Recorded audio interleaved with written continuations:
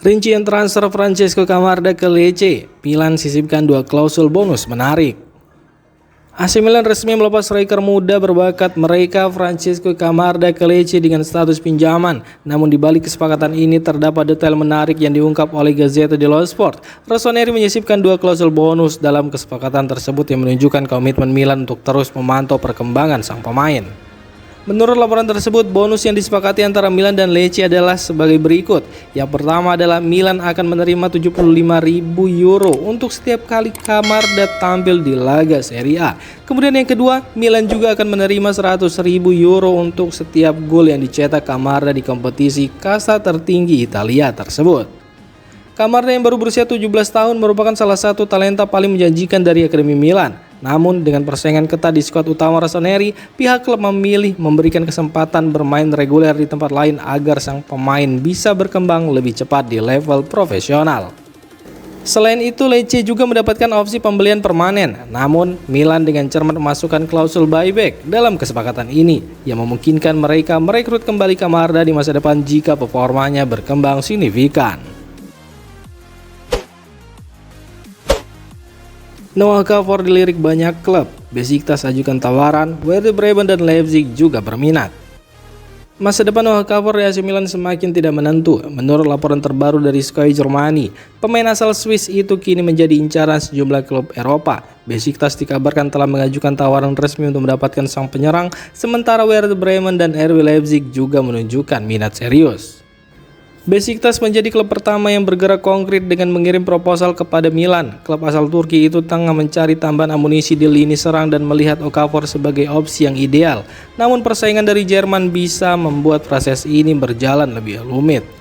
Werder Bremen disebut sebagai pihak yang paling serius dari Bundesliga. Mereka tertarik menjadikan Okafor sebagai bagian dari proyek jangka menengah, melihat kemampuannya yang fleksibel untuk bermain di berbagai posisi di lini depan. Sementara itu RB Leipzig juga terus memantau situasi meskipun belum ada langkah konkret dari RB Leipzig. Mereka dikenal sebagai klub yang kerap merekrut pemain muda berbakat dengan potensi pengembangan tinggi, profil yang cocok dengan karakteristik Okafor.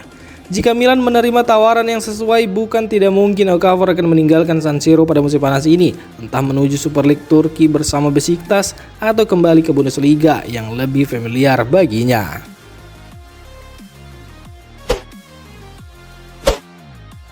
AC Milan cari pelapis Rafael Leao jika Okafor benar akan hengkang. AC Milan kembali menghadapi pekerjaan rumah di bursa transfer musim panas ini. Selain mencari striker utama, Rossoneri juga aktif mencari pelapis untuk Rafael Leao di sektor sayap kiri. Kebutuhan ini menjadi semakin mendesak setelah muncul kabar bahwa Noah Okafor kemungkinan besar akan meninggalkan tim dalam waktu dekat.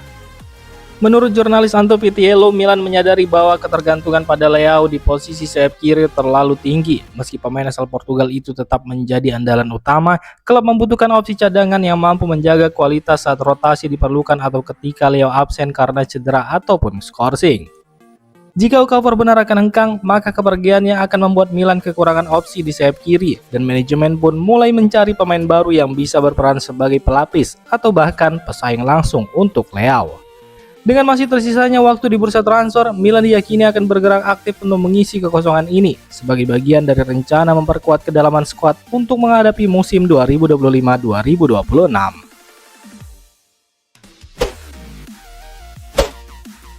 Youssouf Fofana tegaskan ambisinya musim ini.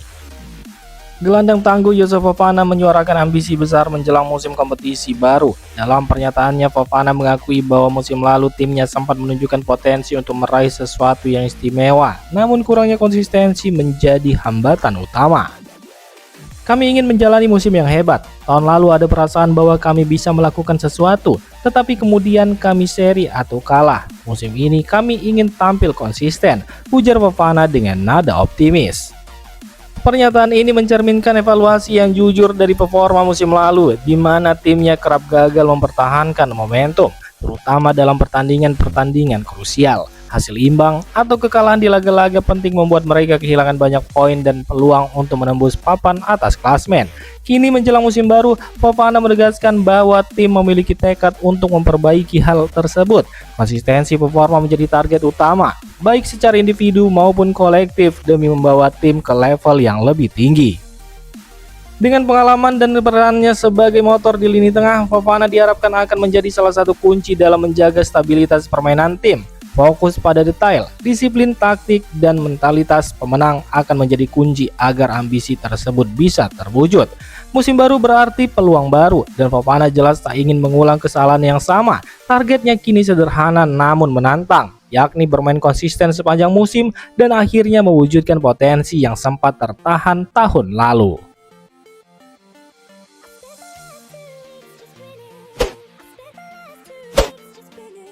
Victor Boniface terbuka pindah ke Milan, tapi harga masih jadi kendala.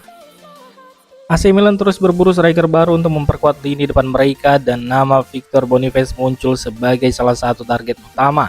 Penyerang Bayer Leverkusen itu dikabarkan sangat disukai oleh manajemen rossoneri, namun harga tinggi yang diminta klub Jerman menjadi penghalang besar dalam proses transfer ini.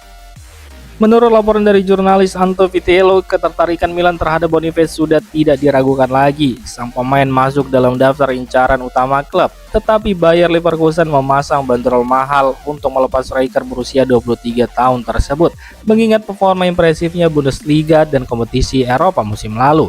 Namun perkembangan positif datang dari laporan Saka Tavolieri yang menyebut bahwa Milan telah mengadakan pembicaraan langsung dengan Boniface dan sang pemain disebut terbuka untuk pindah ke San Siro. Ini menjadi sinyal kuat bahwa dari sisi pemain tidak ada halangan berarti untuk mewujudkan kepindahan. Meski begitu, Bayer Leverkusen dikabarkan hanya bersedia melepas Boniface secara permanen dan belum ada jaminan atau keputusan final dari pihak klub mengenai masa depan sang striker. Milan harus mempertimbangkan apakah mereka siap memenuhi permintaan harga tinggi dari Leverkusen atau mencari alternatif lain di pasar transfer. AC Milan tertarik pada Nicolas Jackson, manfaatkan kontak saat bahas Archie Brown. AC Milan dilaporkan mulai menunjukkan ketertarikan serius terhadap penyerang Chelsea Nicolas Jackson. Menurut laporan dari jurnalis Matteo Moretto, Milan telah mengajukan pertanyaan awal mengenai Jackson dalam proses pembicaraan mereka dengan Chelsea terkait Archie Brown.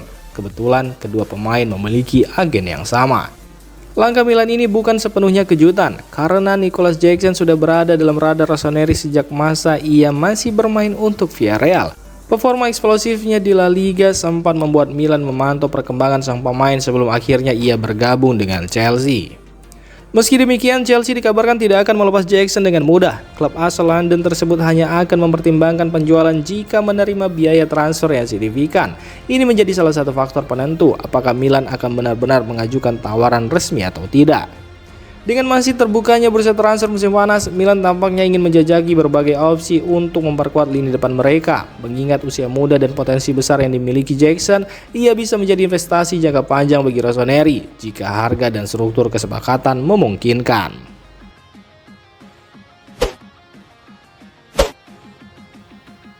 Demikian informasi dunia sepak bola terupdate hari ini. Untuk kamu yang gak mau ketinggalan seputar informasi sepak bola Eropa, silahkan like, subscribe, dan share video ini.